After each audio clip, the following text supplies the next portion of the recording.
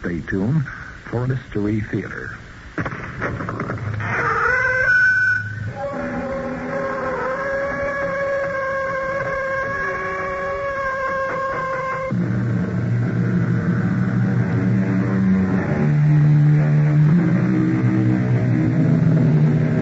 Come in. Welcome. I'm E.G. Marshall. Our tale is another domestic story.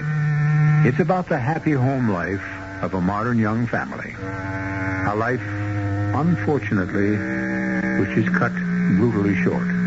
Please be warned. Some of the scenes may not make you feel safe and secure, even if your door is locked and bolted. It's a story about a family man named David Farmer. Our mystery drama, Promise to Kill, was written especially for the Mystery Theater by Henry Slesser and stars Gordon Gould. It is sponsored in part by Buick Motor Division and Anheuser-Busch Incorporated, Brewers of Budweiser. I'll be back shortly with Act One.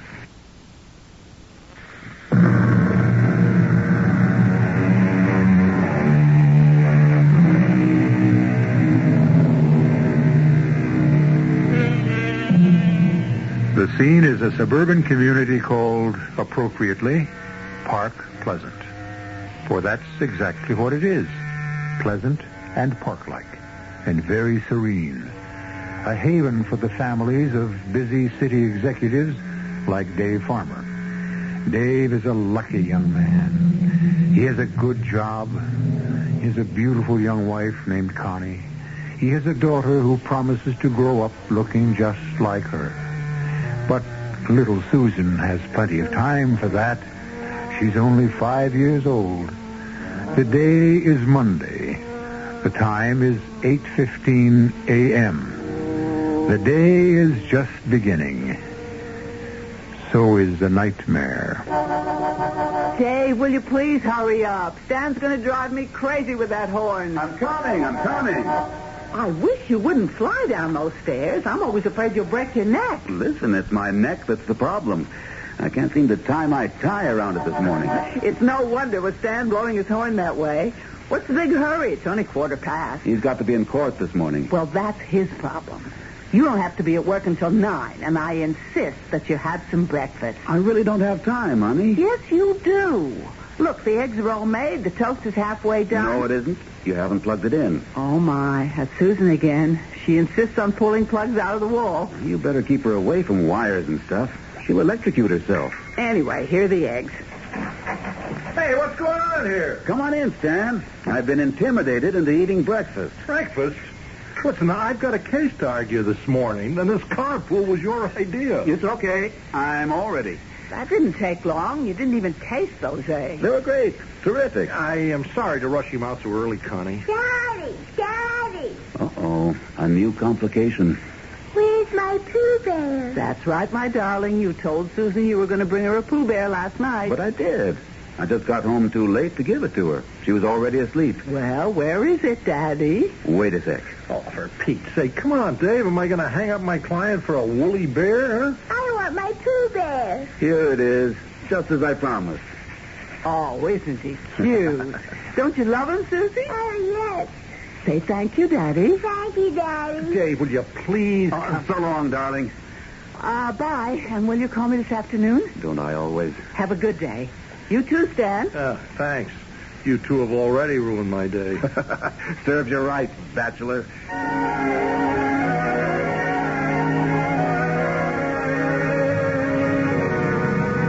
Well, I'll say one thing for married life. Hasn't hurt Connie's looks. Yeah, she really looks great, doesn't she? Yeah, I've almost forgotten how pretty she is. It's the first time I've seen her in more than a month. That's not my fault, pal. I told you what to do. Get yourself a date, and we'll make it a foursome one night. That's the trouble with being a bachelor. You've always got to scrounge around for a date. Okay, we'll make it a threesome. I'm sure you'd rather not. Three's a crowd, right? Not when two of them are married. Anyway, it's about time you made it a permanent foursome. Why don't you make up your mind which of your 55 girlfriends you want to marry? tried it once. I didn't like it. Well, if at first you don't succeed, try again. Yeah, that's what you say. You hit it right the first time. Just lucky, I guess. No kidding, Stan. How about going to the theater? The theater. What about it? I forgot to tell Connie to go to the box office. What for? Some tickets were left for us at the Park Pleasant Playhouse for tonight. But we have to pick them up before noon. Relax. We'll stop at a phone booth on the way.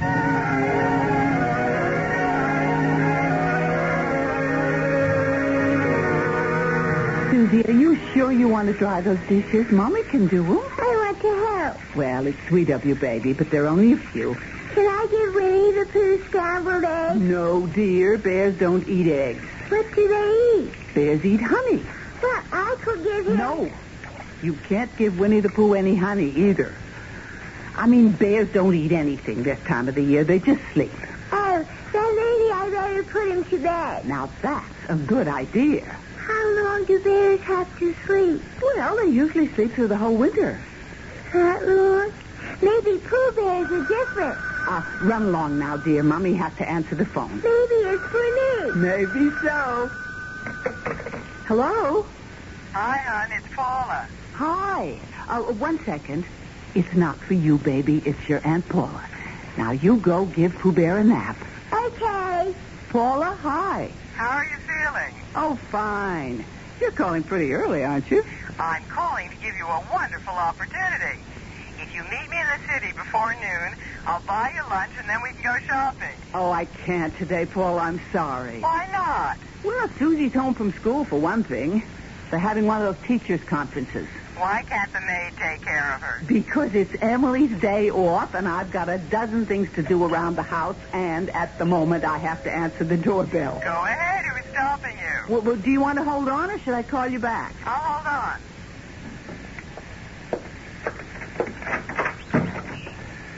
Oh, hello, Vernon. Hi, Miss Farmer.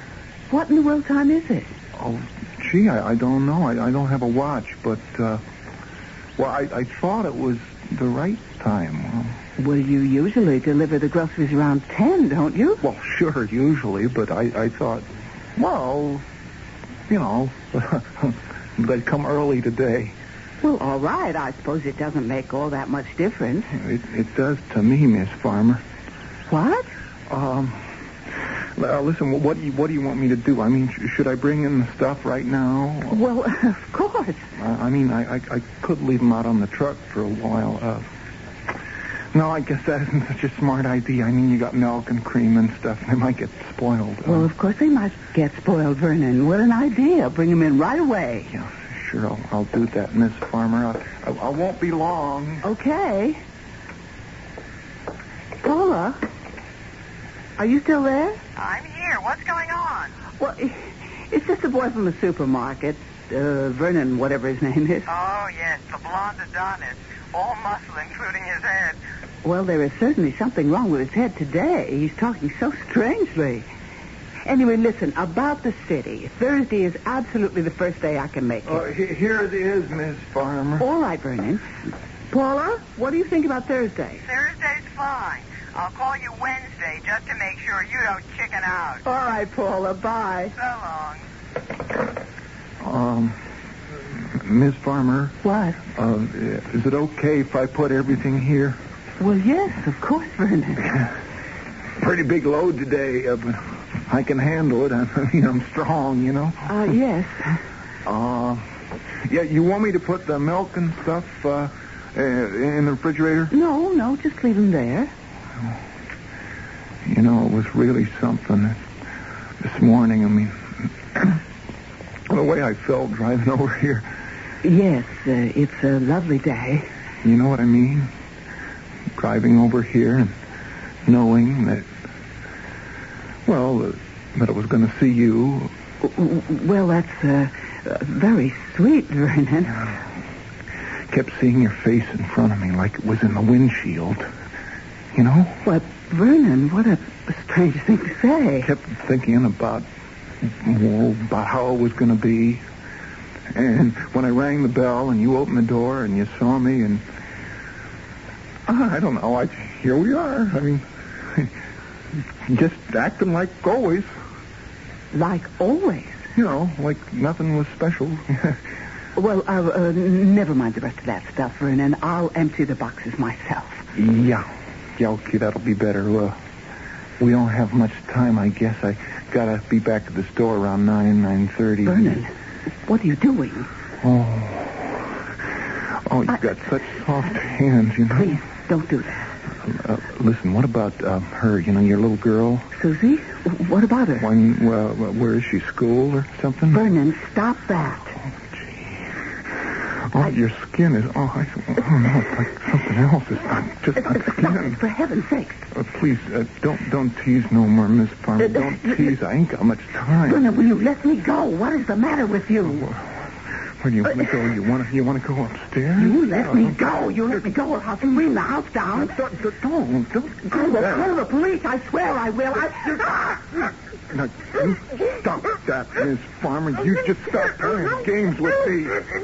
Don't, Mrs. Farmer. Now, please, be nice. Don't make me hurt you. Please.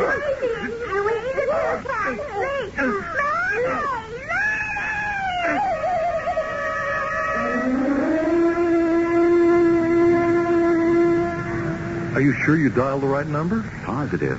Think I don't know my own number? Well, a lot of people don't. Connie's got to be home. We left her only half an hour ago. Well, maybe she's in the bath. Susie picks up the phone when she is. I'll try just once more.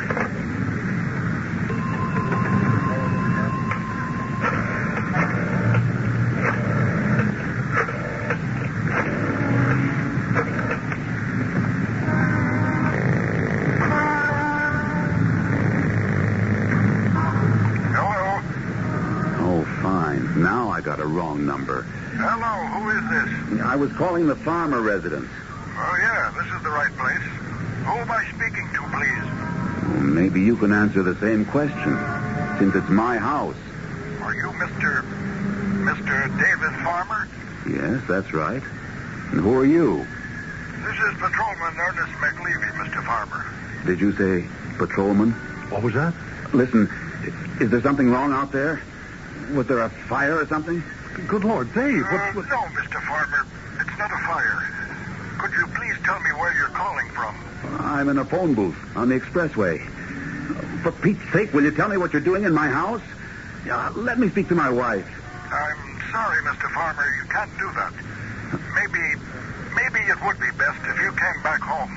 I'm not doing anything until you tell me what happened there. There was a little trouble. I mean, a lot of trouble. I want to know what kind. You'd better just come back here, Mr. Farmer. Your wife and kid were hurt very bad. Oh, Lord. Connie. Susie. How bad? What's going on, for Pete's sake? I want to know what happened. I want to know how they were hurt and how badly. I hate to tell you, Mr. Farmer. I mean, just like this over the phone. Damn you, tell me. They're dead. Both of them are dead, Mr. Farmer.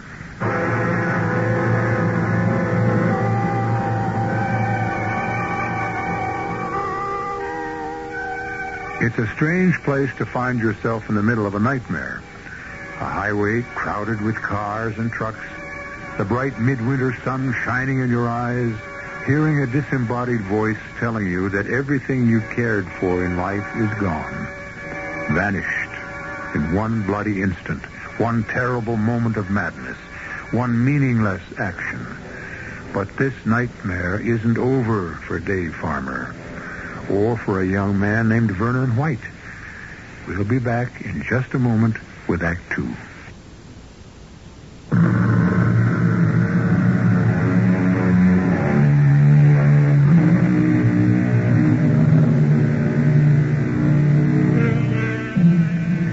The scene changes.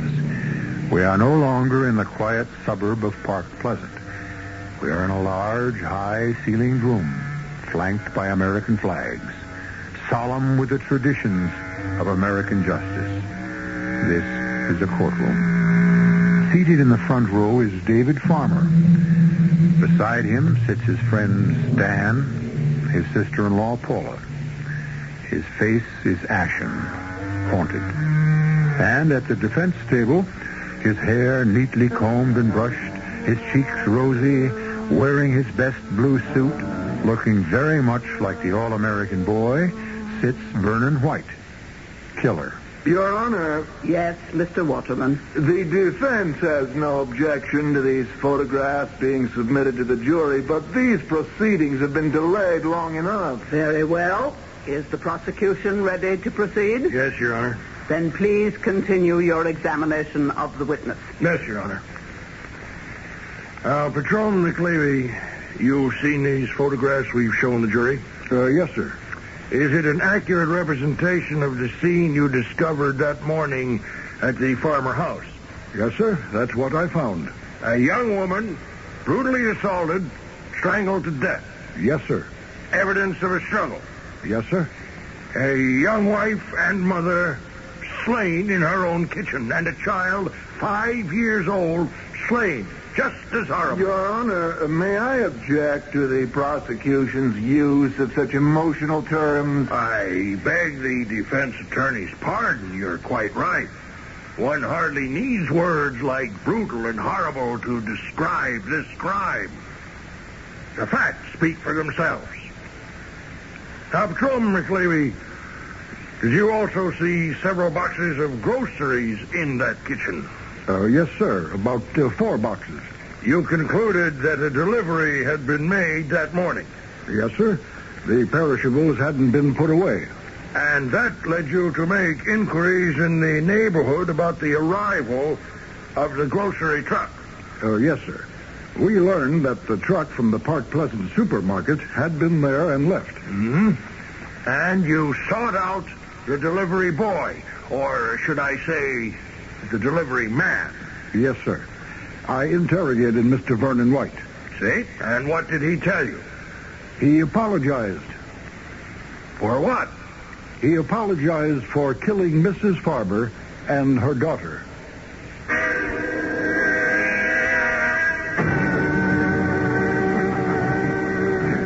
Dave, eat something, will you? Don't just stare at your plate. Now, come on, eat. No, I can't. David, this is ridiculous. No breakfast, no lunch. What good is that going to do you? No good. Oh, you talk some sense into Paula. Look at him. He's lost 10 pounds since the trial started. David, please. She was my sister. I loved her. I loved Susie. But I know that I have to stay alive. I know that. And so do you. Come on. Let's get back to court.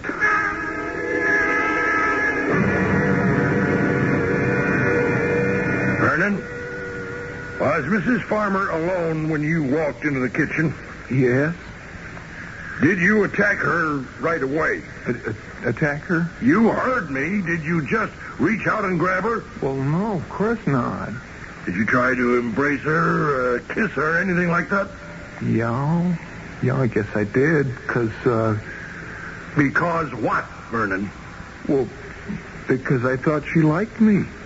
Because I thought she wanted me to.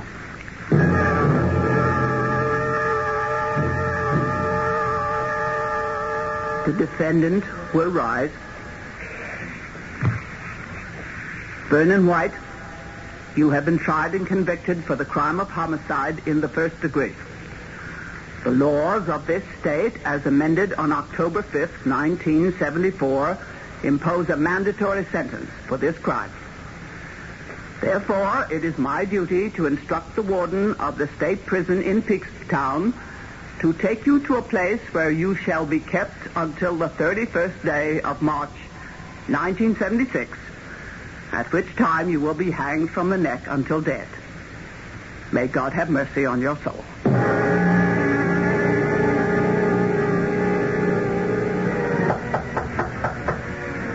Who is it?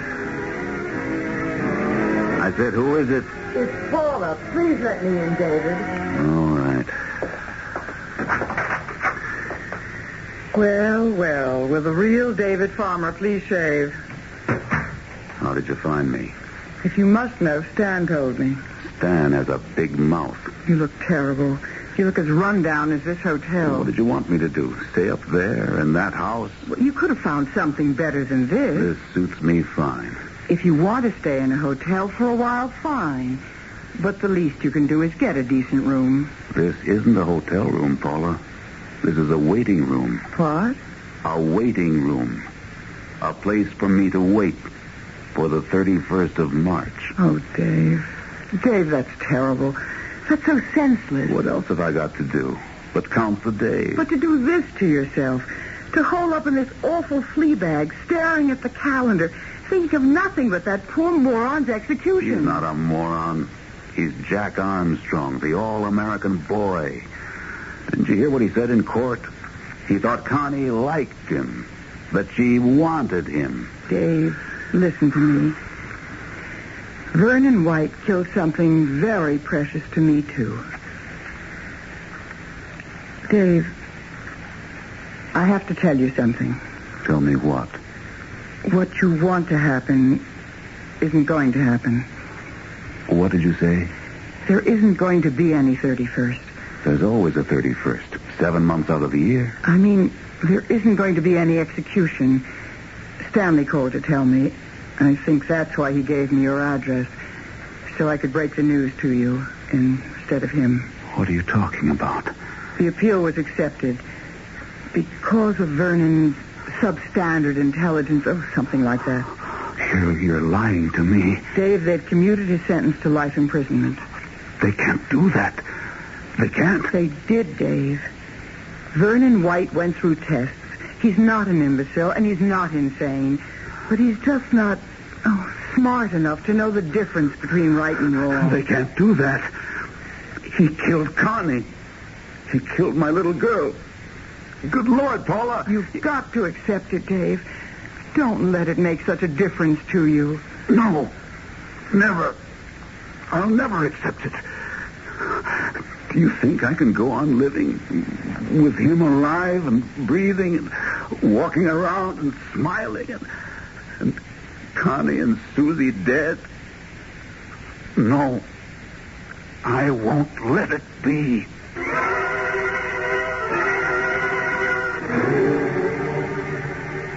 Stan, admit it. Vernon isn't crazy. They would have pleaded insanity if he was. It's not a matter of sane or insane, Dave. There is such a thing as clemency. Yes, clemency for the criminals, not for the victims. This kid's got an IQ of under 80. He was smart enough to think Connie liked him.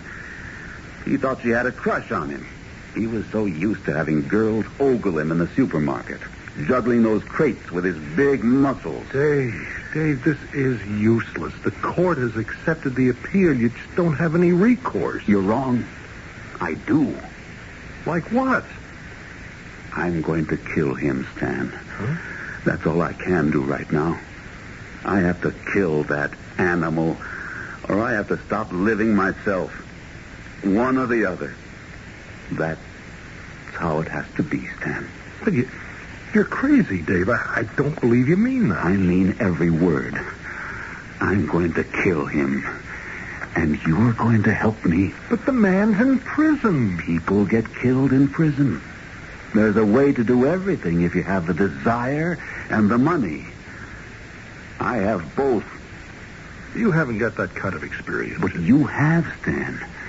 You were in criminal law once. You must know people. I'm sorry, Dave. You're supposed to be my best friend. If that's what you are, prove it. Help me wipe this germ off the face of the earth. It wouldn't prove anything. It will to me. I want his life for Connie's, for Susie's, and mine. Whose life do you want to save, Stan? Vernon White's or mine? Oh, no. I hope you're not talking about... Sure, that's what I'm talking about. You heard what I said. I can't live if he does. I'd just as soon stick my head into an oven. You are putting me in one hell of a spot. Find out what I have to do, Stan.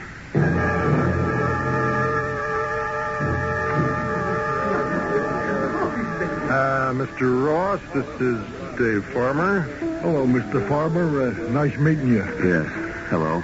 Mr. Ross is in the transportation business. He was a client of mine a few years back. Yeah, long-distance hauling, you know. Yeah, can we get to the point? Well, this is the point. Mr. Ross has a brother named Joey. Yeah, Joey, right. Yes, well, unfortunately, a few years ago, the Rosses got into a jam. We was a moving company, me and my brother. Yes, I got Mr. Ross off, but his brother wasn't that lucky. He's serving a 10-year sentence right now in Peakstown. Peakstown, right. Yes, well, Joe's a friendly guy. You know, he's made a lot of friends in prison. Yeah, Joey's okay. The point, Stan. Proposition is this. Now, Joey is a trustee at Peakstown, and even though he's made some, errors in his life, he doesn't like child killers any more than we do. He might want to do something about Vernon White. We ain't talking about favors, though. No, not favors. What we're talking about entails a certain amount of risk. So it's only fair that we arrange some compensation. I'll pay anything. Name your price. We've already agreed on a price. It's $3,000. I'll make it $5. Wait a minute, Dave. I'll make it $5 if you kill him before the 31st.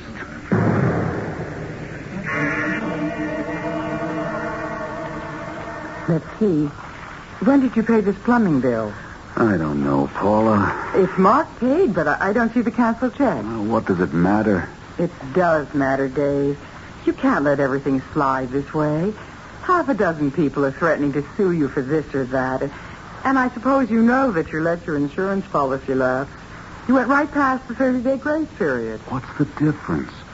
You know why I had that policy. But it's ridiculous to let it lapse. One of these days you might Don't say that, Paula.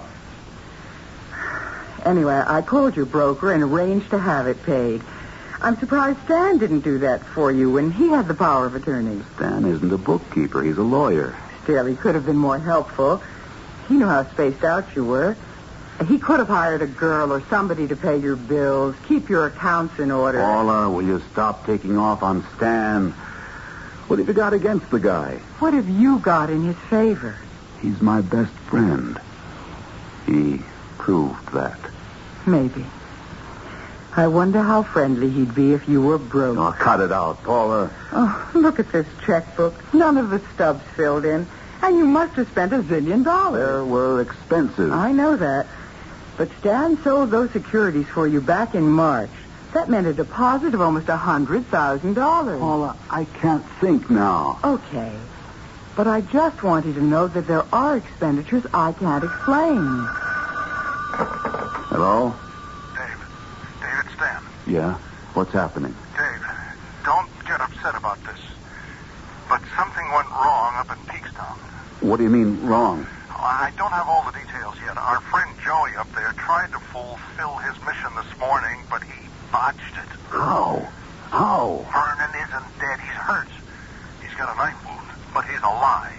We had a deal, Stan. I know. We won't pay until we get what we pay. I don't care about the money. It's just a delay, that's all. For how long? We can't be sure. Vernon's in the prison hospital. It's a hard place to reach, Dave. But don't worry. Mr. Ross says he'll get the job done. He's got to. He's got to.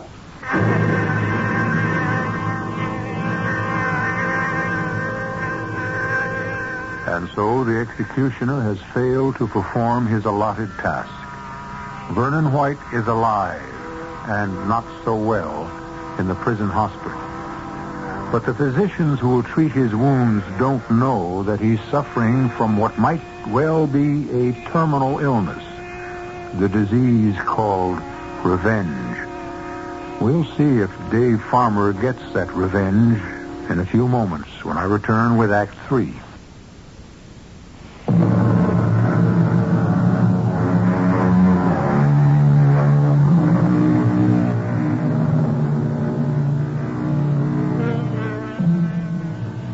Vernon White, killer of Constance and Susan Farmer, is still alive. David Farmer is alive, too, if walking, talking, and breathing are signs of life. As his sister-in-law, Paula, sits in a restaurant table, and looks at his pale features. Her eyes are clouded with pity. Dave, when I first met you, when Connie introduced us, I remember thinking you were sweet and kind. Maybe a little vulnerable. Vulnerable? Seeing what you wanted to see in people. Giving them nice, clean images. Even if they were more complicated than you wanted them to be. I suppose you're talking about Stan. No. I'm talking about Connie. Connie? You see, I had my sister for a sister much longer than you had her for a wife. I never saw anything complicated about Connie. It was hard to see. She had such a bright, glowing surface. Paula, we were married 6 years. Do you think I didn't know Connie? She always wanted so much, Dave. That's what worried me when she told me she was getting married. She was used to 100 phone calls, 7 dates a week, 50 men in her life at all times. She was beautiful, Paula. I know. She was dazzling. Maybe that's what happened to that poor delivery boy. He was dazzled out of his senses. Is that why you wanted to have dinner with me? To defend that moron? No, Dave. I had another reason. Well, what is it? I finished all the books last night. So? I did everything I could, Dave. I got everything to balance, practically to the penny. I knew you were a great bookkeeper. The only trouble is, I still can't explain some of the cash withdrawals that were made by Stan. Forget them. Forget? You heard me. Forget $25,000? 25,000? That's right. Well, now even you seem surprised. Oh, it can't be that much, Paula. It just can't be. It is. And I think you must know what that means.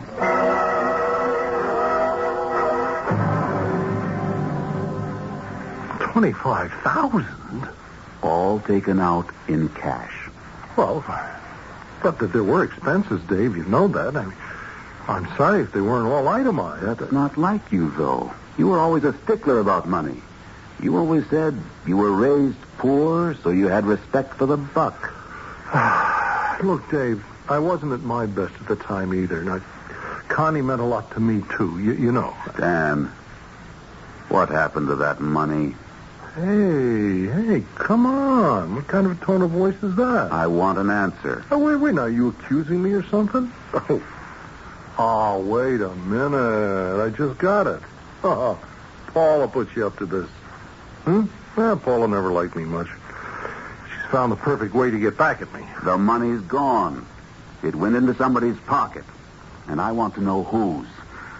I want to know if there's something you're hiding. Maybe there are some things that gotta be hidden. Nothing like this. You were willing to spend $5,000. That was different. That money had a special purpose. Now, what's the special purpose for that $25,000? I wanted to spare you the truth, Dave. What truth? Well, even now, I don't want to tell you. I'd rather you thought that I was a thief and a swindler, that I robbed you. Is that what you did? No. What I did for you and for Connie. Connie? I swore to myself that you'd never learn about it. Learn about what? The money? About what the money bought. Well, go on. It went into somebody's pocket, all right. George Waterman's. Vernon's defense attorney? Are you kidding me? I had to do it, Dave. I had to make things easier. Well, how could they be easier? Vernon confessed. His prints were on everything. There wasn't any doubt of his guilt. Dave, the money bought a note. What note? I should have burned it the minute it was in my hand, but I didn't. Lord knows why. Who knows? Maybe I was afraid that this would happen, that I'd have to account to you for what I did. What note? Who wrote it? What did it say? I have it here. It's in this drawer. Oh, I would give my right arm if you never had to see it. It's Connie's stationery. Yes. Her handwriting. Yes. I have to see you. Dave leaves for the city at 8:30. I'll try to send Susie out to day school. I'll be waiting for you, darling. Please don't disappoint me. I am sorry, Dave. It's her handwriting. I know. I have to see you. Dave leaves for the city. Good Lord, Stan. What does this mean? The note was sent to Vernon White. No, that just can't be. He turned it over to his attorney after the arrest. Waterman didn't want to submit it into evidence before he talked to me. He knew it wouldn't make any difference as far as the verdict was concerned. It might even have made his client a little less pathetic, but he knew it would make a difference to us. I'm not going to believe it. I'm not. Oh, heaven help me. I didn't want to either. But it's the truth. $25,000 worth of ugly truth.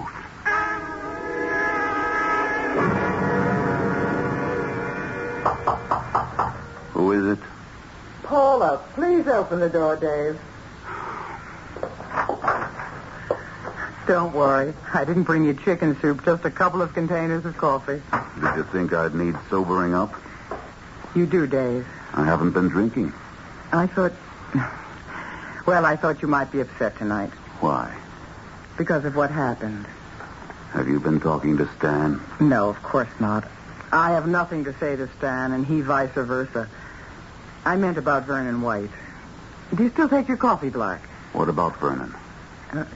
He was released from the prison hospital, but the authorities thought it would be too risky just to put him back among the same prisoners, so they transferred him. Where? Well, I guess they thought he couldn't be very dangerous after the knife wound and all that, but he must be a strong young man. Get to the point. He got away, Dave. Vernon's loose.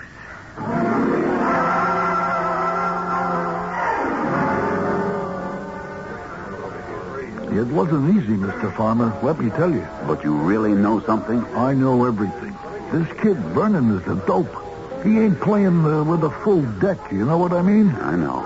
Well, a pal of mine, he lives on East Avenue. He gives me the tip. Some kids in the neighborhood, like a gang, they do a lot of prowling around the section where they're knocking down buildings for some kind of housing project. Well, they spotted this blonde guy sleeping in one of the condemned buildings. I think maybe they rolled him, only he didn't have no money. What happened to him? Where is he now? Well, my pal, he goes to have a look at the guy and sees the kind of clothes he's wearing. He figures he busted out of the joint. Where is he? Where's Vernon White? My friend's got him, like in custody. You know what I mean. Sometimes there's a reward for turning in escaped cons. He wouldn't call the police? No. My friend is not exactly friendly with the cops. But bread is bread, Mr. Farmer. I'll pay your friend. How much does he want? 1,000? More like 2. And then there's me. I put in a lot of time. All right. 1,000 for you, 2 for your friend. Only, I want one other thing. I want a gun.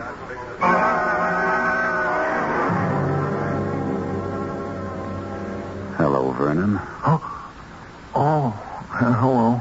Do you remember me, Vernon?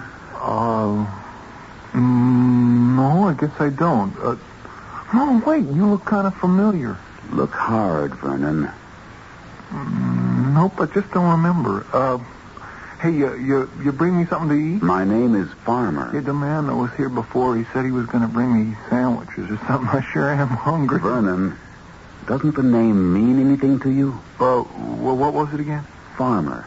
David Farmer. My wife's name was Connie. My daughter was named Susan. Do you remember now? Yeah, I remember. I saw you up at Park Pleasant and in the court. I'm her husband, Vernon. The husband of the woman you murdered. The father of the child. Gee, Mr. Farmer, I'm I'm really sorry about what happened. I really am. Yes, Vernon, everyone told me you were sorry. Yeah, I mean, I didn't mean to hurt your wife. I really didn't. And the little girl? Yeah, I didn't mean to hurt either one. You liked them, didn't you? You liked my wife, and she liked you. Well, I thought she did, Mr. Farmer. She told me she did. Only when I came to see her, like she asked me to, she put up this big fight, and I got all upset about it. I didn't know what I was doing anymore. A lot of the girls like you, don't they, Vernon? Yeah. A lot of girls at the store. Hey, is that a real gun? Yes. Oh. Yeah. Well, anyway, she sent me that note, and I thought she was like the girls in the store. Well, she said it was good looking. That's what he told me. He? Who told you? Well, he did. He did. Yeah, the man I used to see there. What man? I forget his name. The lawyer. What? Yeah, he told me that she liked me.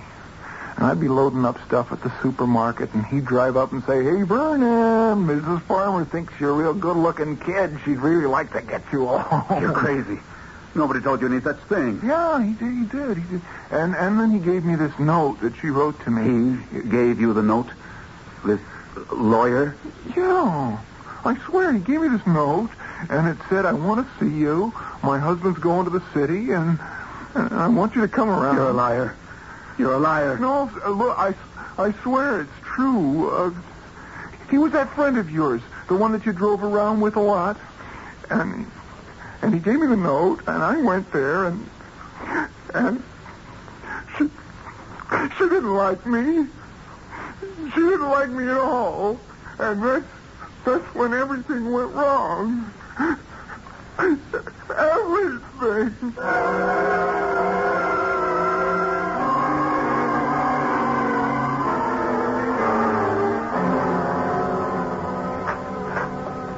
Come on in, Stan. Oh, thanks. Did you hear the good news? About Vernon White? Yes, I heard. Yeah, well, they'll be holding him in maximum security for a while. You can scratch any idea of getting at him, at least for the time being. It's okay, Stan. I've dropped the idea.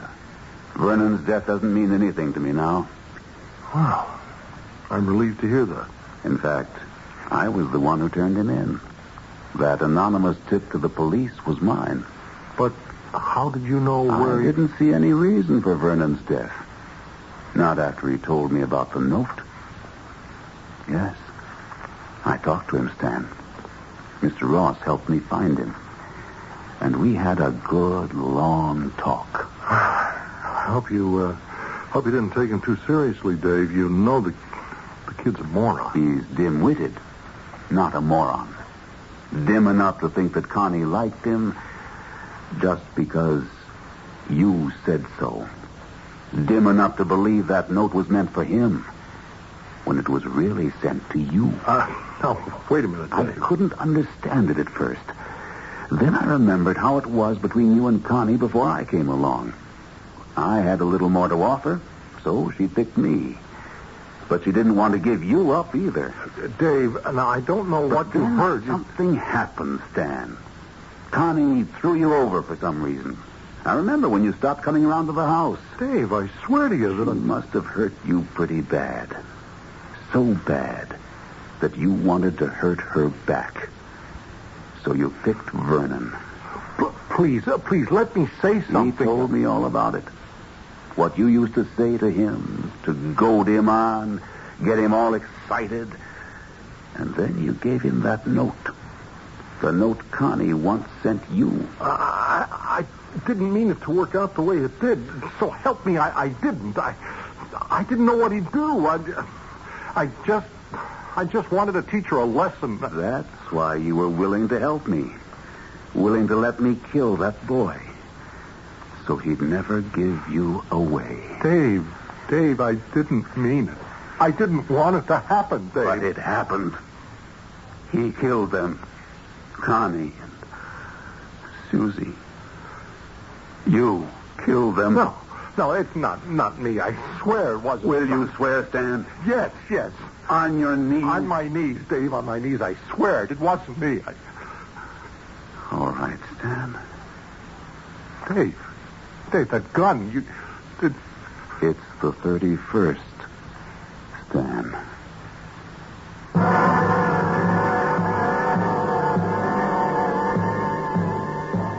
An execution has taken place on the 31st of the month.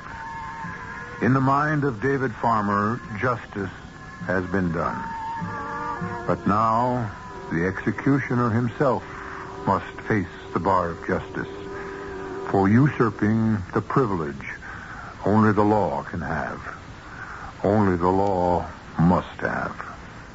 I'll be back shortly.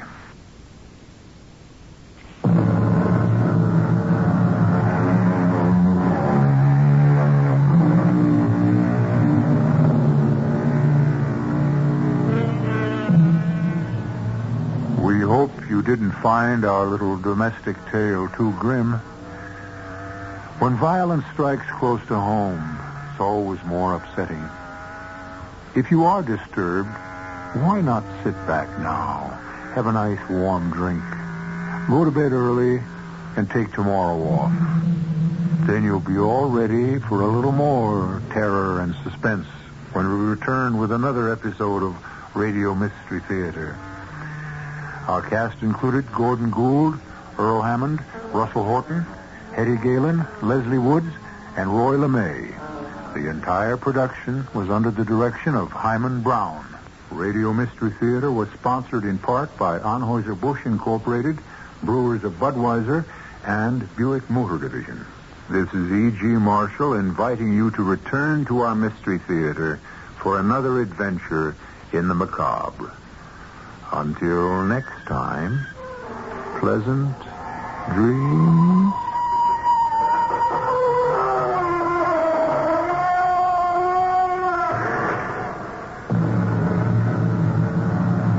Tonight's Mystery Theater was also brought to you in part by ShopRite Supermarkets, where you get a lot more for a little less.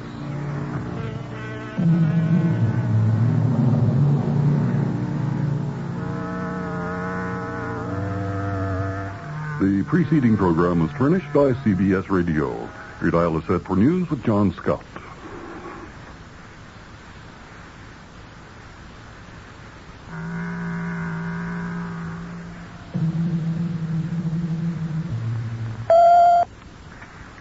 Paris police shoot 2 gunmen dead after they'd held hostages all day in a bank holdup.